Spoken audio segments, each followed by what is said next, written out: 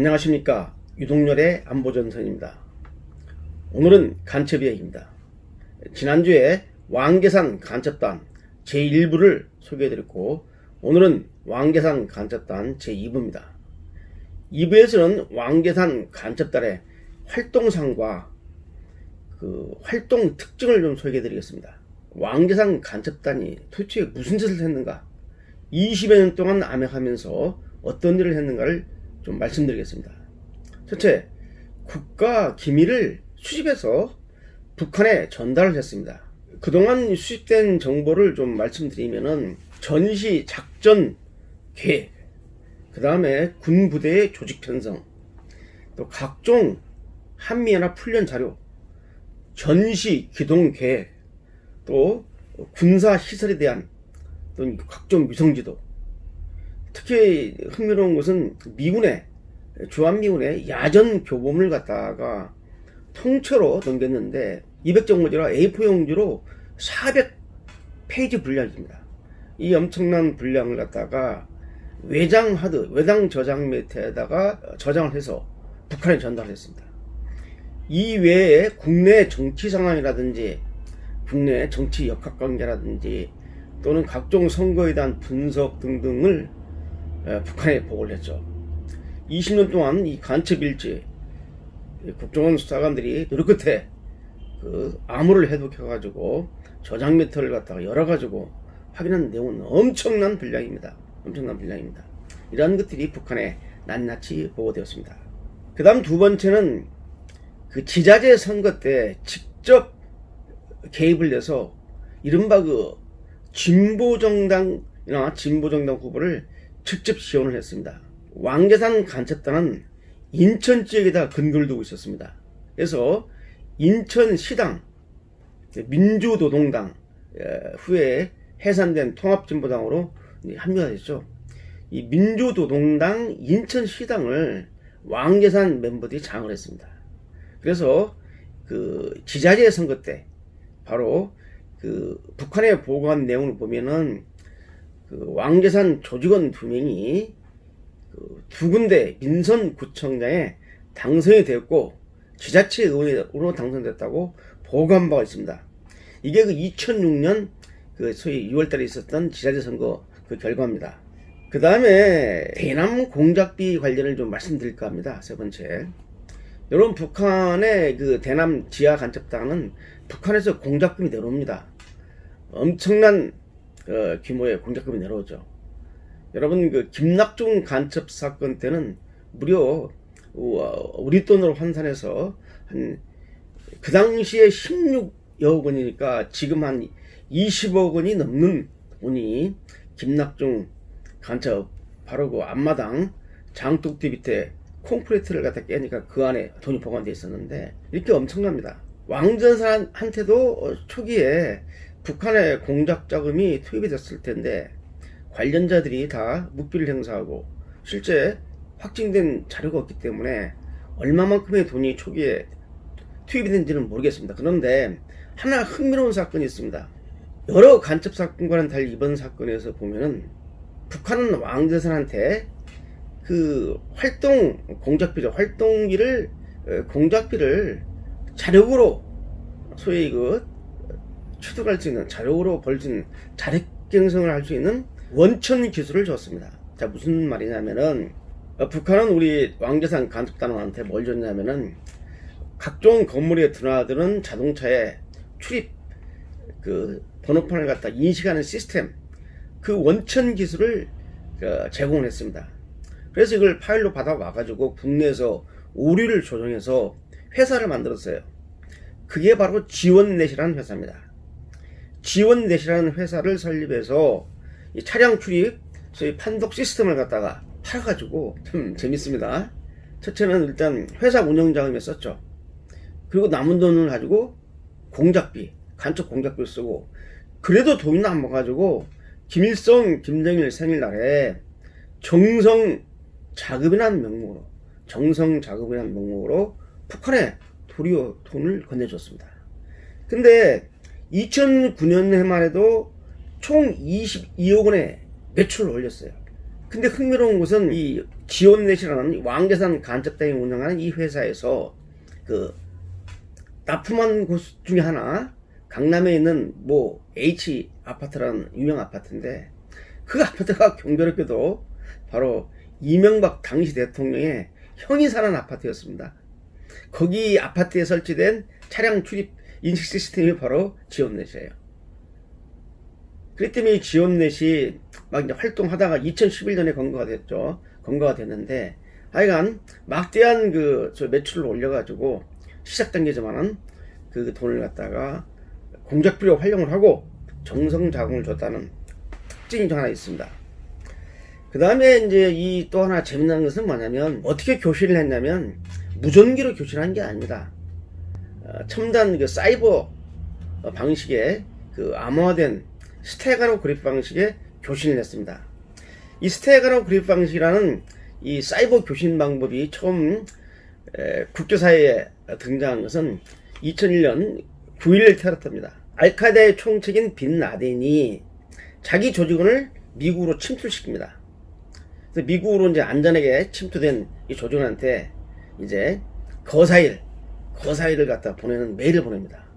근데 메일을 열어보니까 뭐가 나오느냐? 모나리자 비서라는 유명한 그림 파일이 나옵니다. 그림이 딱 나와요. 아무것도 없습니다. 그런데 상호 약정된 히든 메시지, 그러니까 암호, 이 상호 약정된 암호가 있는데, 이 암호를 해독하면은 그 안에 뭐가 붙어있냐? 히든 메시지가 더 있습니다. 숨겨진 지령이 있는 거죠. 그래서 주로 이제 그 mp3 음악 파일이라든지 또는 그림 파일이라든지 또는 그 동영상 파일이라든지 또는 텍스트 파일을 이용합니다. 알카에다 조직원이 미국에 안전하게 침투를 해가지고 이제 이메일을 열으니까 빈 라덴한테 이메일이 왔는데 바로 모나리자 미소라는 그림이 나왔어요. 여기 암호 해독품을 딱 집어넣으니까 모나리자 미소가 거치고 어택! 공격하라! 이 공격 명령이 거기 들어있었던 겁니다. 이런 식으로 합니다. 자, 그럼 왕재산과 북한은 어떻게 교신했느냐? 북한 대남 공작 225 간첩 지도부에서 메일이 왔어요. 그 메일을 여니까 서울에 있는 중앙일간지 한 신문에 신문 기사가 나옵니다. 그 정도입니다. 눈에 보이는 것은.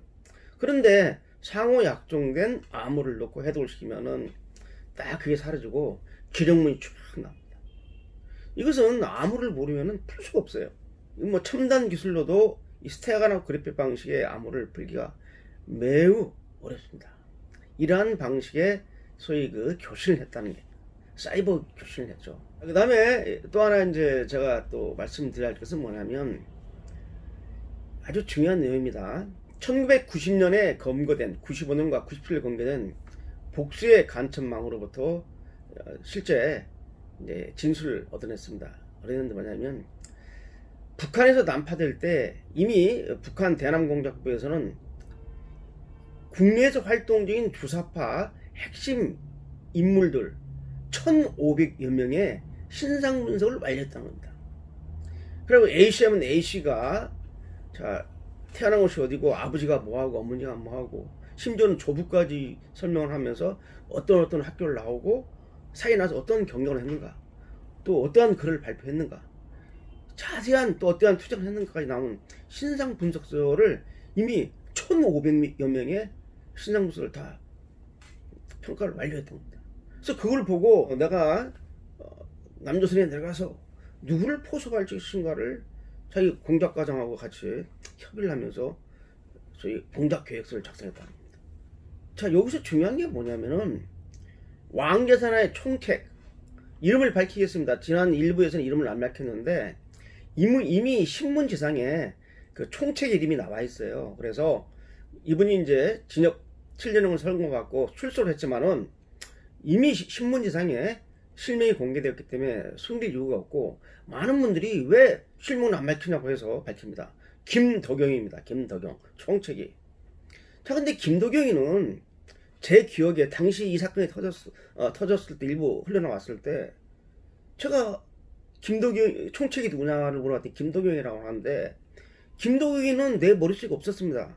제가 이 분야에 오랫동안 근무했기 때문에 국내 조사파들의 핵심 인물들은 거의 깨고 있는데 그래서 제가 자료를 찾아보니까 김도경의 그 국내 주사파 운동권에서의 그 핵심 서열은 어느 정도냐면, 제가 국내 주사파 운동권의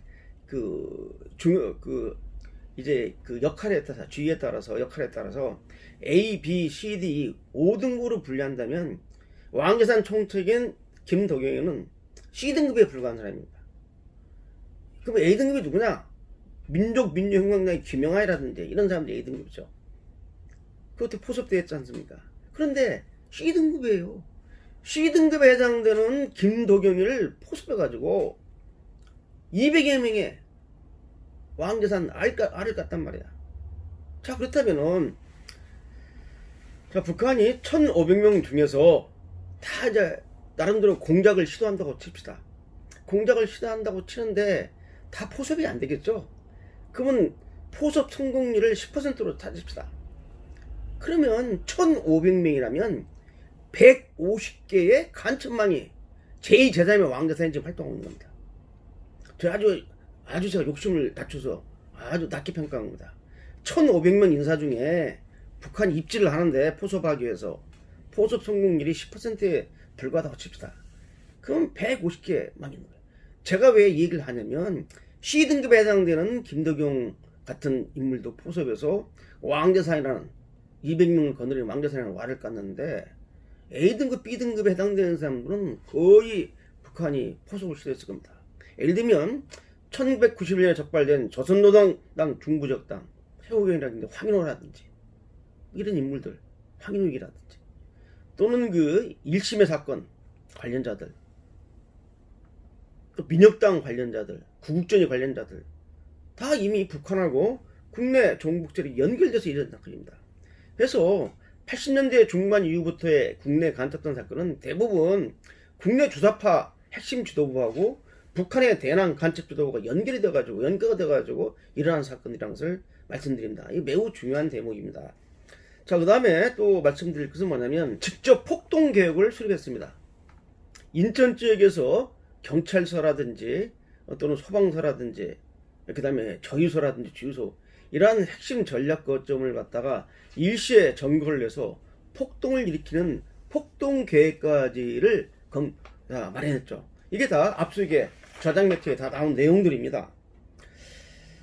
특히 그 전쟁 공포를 조성하기 위해서 염전사상, 전쟁을 염려하는 사상을 유포시키는 흔적들이 많이 나와 있어요. 그래서 우리 국민들한테 전쟁이나 평화를 강요해서 위장평화죠, 굴종된 평화를 갖다가 지향하도록 하는 이러한 그 심전도 전개를 했고, 그 당시 여러분 아시다시피 우리 그 반미의 화신이라고 합니다. 북한에서는 그 인천 상륙작전을 성공으로 이끄는 메가더 원수, 6.25 남침전쟁 때 인천 상륙작전을 계기로 6.25 남침전쟁을 승리를 이끌 수 있었거든요. 그래서 북한은 메가더 원수를 반미의 화신이라고 생각합니다.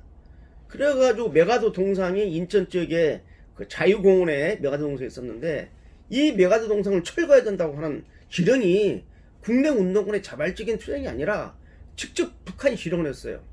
이 왕재산에도 똑같은 지령이 내려와서 총책이 북한한테 이렇게 같은 제야단체와 연계해서 투쟁을 벌였다고 보고하는 게 나옵니다. 이러한 투쟁들이, 또 FTA 반대 투쟁, 이러한 투쟁들이 우리 국내 운동권의 독자적인 투쟁이 아니라 직접 북한과 연계해서 하는 투쟁인 것을 이 왕재산 사건을 통해서 우리가 확인할 수 있는 거죠.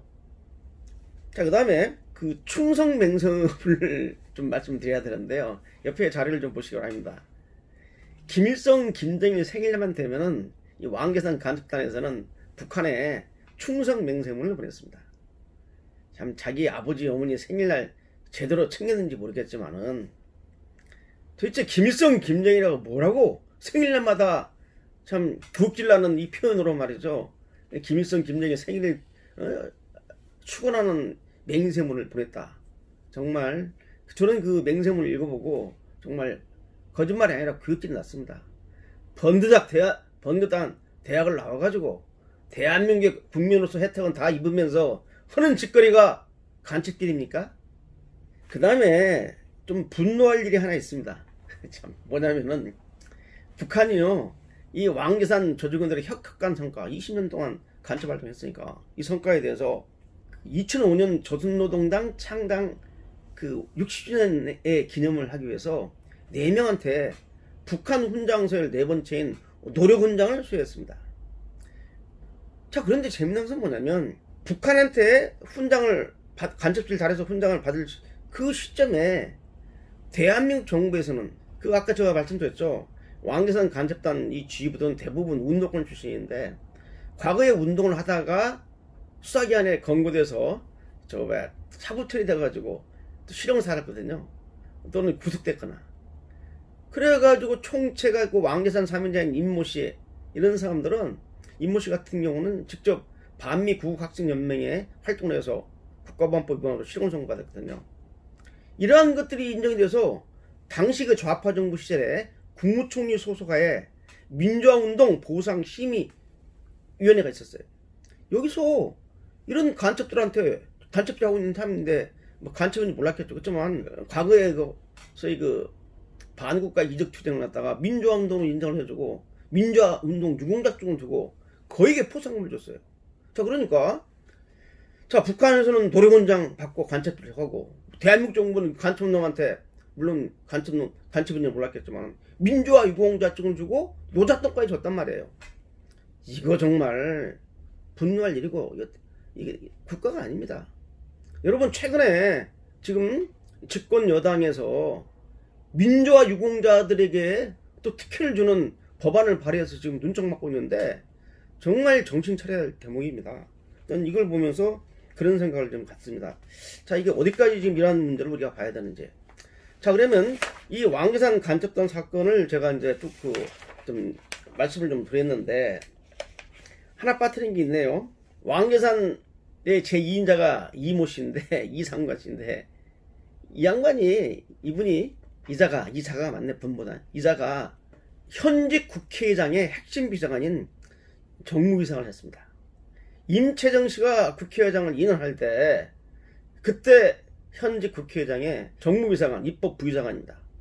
여러분 현직 입법부 수장인 국회의장의 정무비서관이면 여야뿐만 아니라 상당한 위치에 있습니다. 교류, 연락, 소통 같은 게. 여러분 일개 국회의원들이 일기가 아니죠. 헌법기관의 국회의원이 정부한테 국방부에 통일부에 경찰청에 자료 요구를 하면은 자료를 안 줄 수가 없어요. 근데 국회의장실에서 자료 달라는데 안 주고 버틸 그런 정부 부서가 있습니까?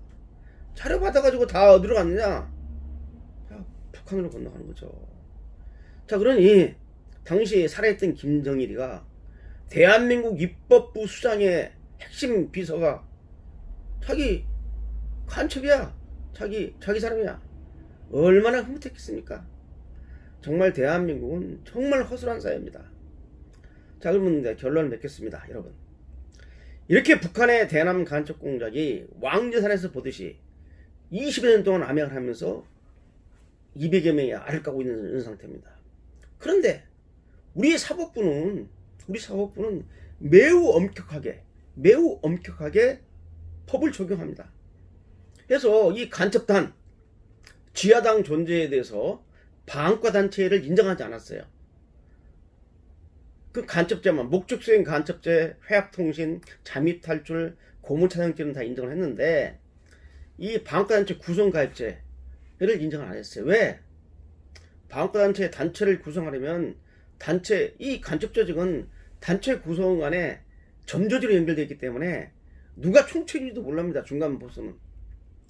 그런데 단체가 되기 위해서는 단체 성원들이 모여서 단체 명칭을 결정을 하고 의사결정을 하고 회의를 해야 되는데 그런 걸 하지 않았다는 거죠. 이게 지금 말이 되는 겁니까? 아무리 엄격한 증거주의지만.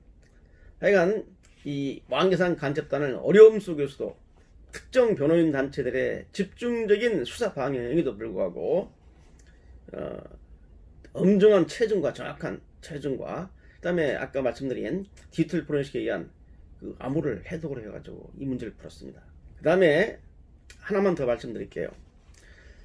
93년도에 북한을 다녀왔던 그 왕계산 여조직원, 그때는 왕계산의 명칭이 아니었죠.